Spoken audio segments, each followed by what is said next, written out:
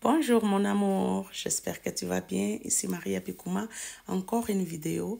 Aujourd'hui, je viens de vous parler du pourquoi les pervers narcissiques, ils vous appellent tout le temps, mais tout le temps quand vous sortez pour aller dans une fête, pour aller au magasin, sortir avec des amis au cinéma ou même simplement aller travailler. Mes amours, j'espère que vous allez bien. Si vous ne me connaissez pas, c'est Maria José Bikouma.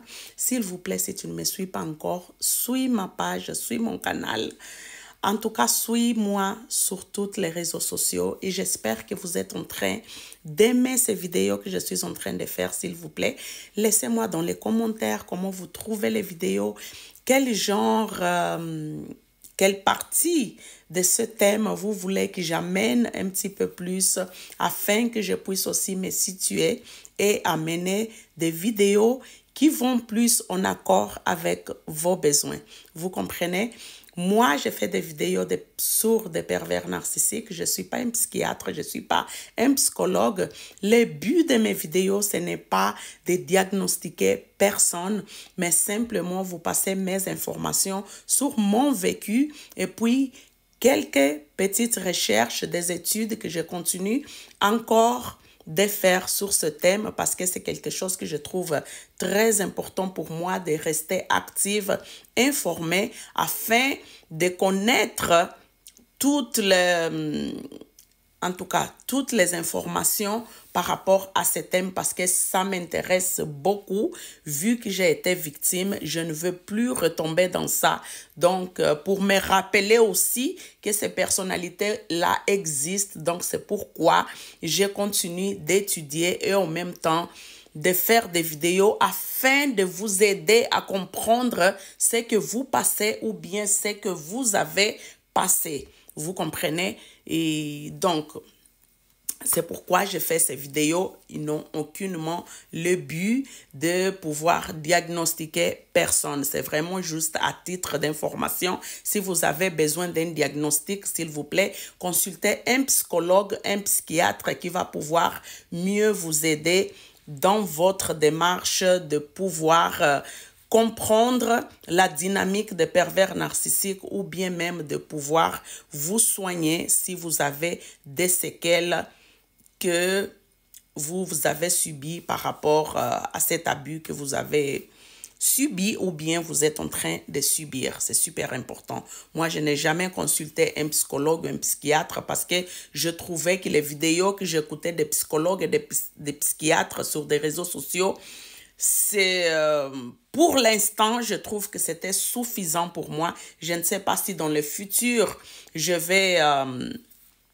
avoir la nécessité de vouloir consulter quelqu'un, mais pour l'instant, je trouve que je vais bien, je n'ai pas vraiment, je ne ressens pas ce besoin d'aller consulter, mais si jamais un jour j'en ai besoin, je sais comment faire et où aller pour pouvoir trouver quelqu'un, pour pouvoir m'aider dans les besoins que j'aurai peut-être dans le futur. Donc, je disais au pourquoi les pervers narcissiques, quand vous sortez, ne serait-ce que pour aller travailler, il est toujours là sur vous. Il vous appelle, et vous appelle, et vous appelle, et vous appelle.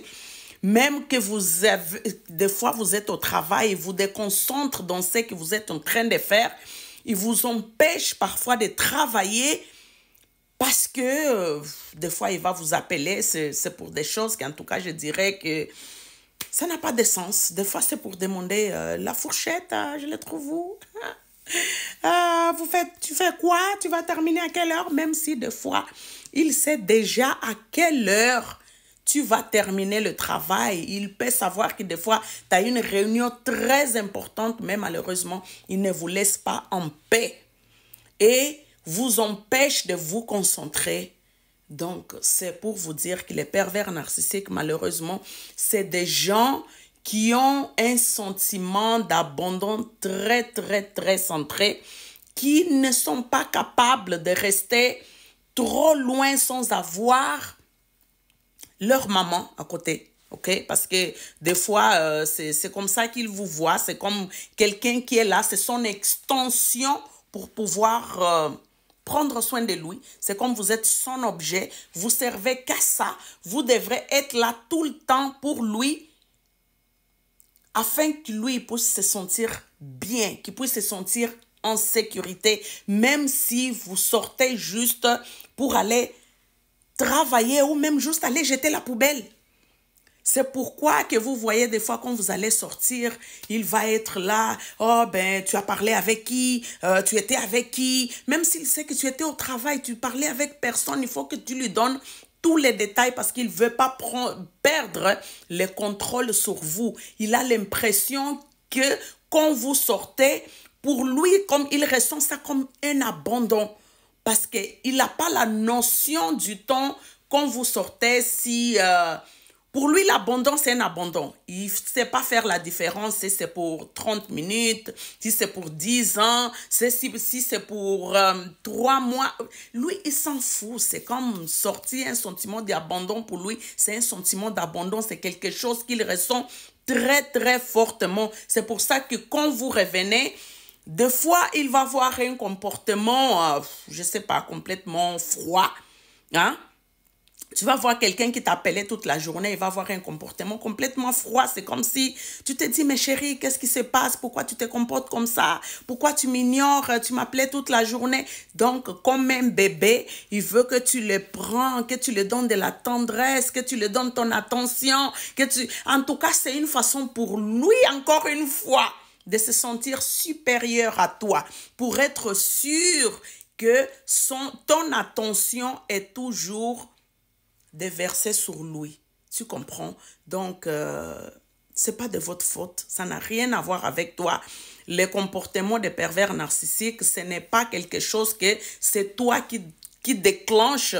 Peu importe que tu fasses ou tu laisses de faire, hein, des choses pour pouvoir les rassurer, lui, il ne sera jamais rassuré. En tout cas, pas pour quelque chose de long terme. Parce que les pervers narcissiques, malheureusement, c'est comme une parasite. Il a toujours besoin d'être nourri. Il a toujours besoin qu'on lui donne, mais plus qu'on lui donne, plus il a besoin. Il n'est jamais rassasié. C'est comme un seau sans fond.